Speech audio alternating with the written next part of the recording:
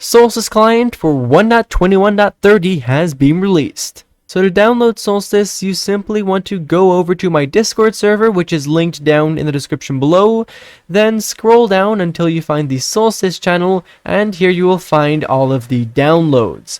The reason I have to do it like this is because the Solstice Discord server have permanently banned me for having packet v3 in my files. Come on, I did not buy it, guys. It's literally the leak. You're banning me for using the leak? Oh well, who cares? Anyways, basically that means I can't join it and I can't make an invite link. If I find an invite link, I will put it down in the description for you guys to join. To also, of course, give the Solstice guys credit because this is a pretty good client. For the rest, if you appreciate me showing you this, subscribe. You can see the Solstice injector is in my downloads, and to inject this, you still actually need an injector. For that, I highly recommend Fate Client Injector. I have it right over here. If you don't have this yet or are not sure where to get it, then I will link that down in the description below.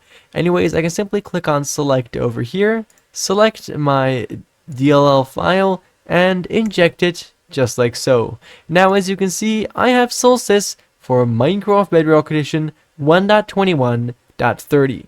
And I'll now just head into a Minecraft world and show you exactly how to use this. So here I am inside of Minecraft, and to start off you can press on the tab key on your keyboard. It's usually on the left hand side, and that will allow you to open up the Click GUI, which as you can see looks a little bit different from the last time. Definitely looks incredibly good though. If you want to rebind that key, then you can type .bind, click GUI, and then any key you want. For example, F in chat, just like this. And as you can see now, the Click GUI has been bound to F, meaning that I can press on F to open and close the Click GUI. As you can see, when you do something with this client, you'll get a notification over here, as well as a little sound effect, which I'm not sure if you guys hear, but you'll find out about that once you inject it yourself. It's incredibly cool, and I don't know of any other clients for the latest version that have that feature. Anyways, as for the Click GUI, it works exactly how you would expect it to. You can click on these utilities here to turn them on, click on them once again to turn them off, and right click on them to get access to their customization menus. As you can see, some of them have more customization than others. For the rest, as you can see, there's a bunch of things that have been enabled automatically, including the toggle sounds, which you can turn off if you wish to do so. For the rest, if I close out of here, as you can see in the bottom left and top right and left hand sides, there is some stuff on my screen, and these can all be found in the Visuals tab. This right here is the array list. It basically displays all active utilities. In the top left hand side, we have the watermark, and then the bottom left hand side, we just have the HUD, which displays some useful things about your world. In this visual area, you can choose to, as you can see, turn off the watermark as well as the array list. And this is not called the HUD, but the level info.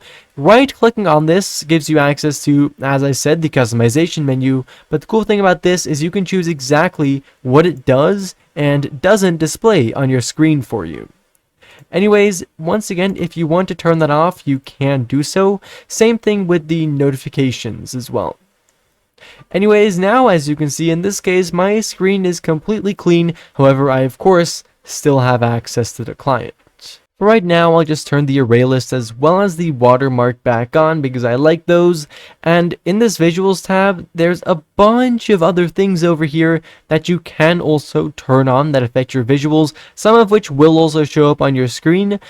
For example, the keystrokes over here. As you can see, I now have some keystrokes on my screen.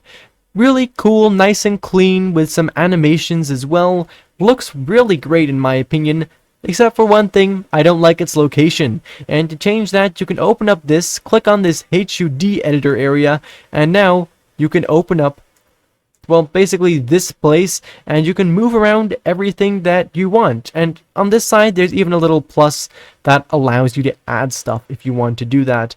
Anyways, let's say I want to keep it right down there. I can simply press on escape, close out of there, and now as you can see, I have it in a location I want. Anyways, I'll just turn that off for right now. And believe it or not, that's not even all that Solstice has to offer.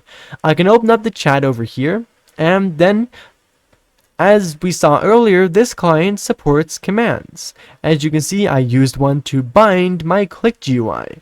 To get a list of all the commands, simply type .help in chat. This will give you a list of all the commands the client has, as well as a description of what they do. As it says down here, if you don't know how to use a command, you can simply type .help and then that command, for example bind, and then it'll tell you exactly what it does as well as how to use it, which is of course great. Finally, we also have the IRC over here, which, as you can see, does require Discord authentication. As I said, Solstice official Discord is linked down in the description below for you to be able to do that. Anyways, what the IRC allows you to do is it's the in-game relay chat, and it allows you to communicate directly with other Solstice client users. Anyways, for right now, basically, that was that. Thank you ever so much for watching, and I do, of course, hope to see you again in the next one. Bye-bye.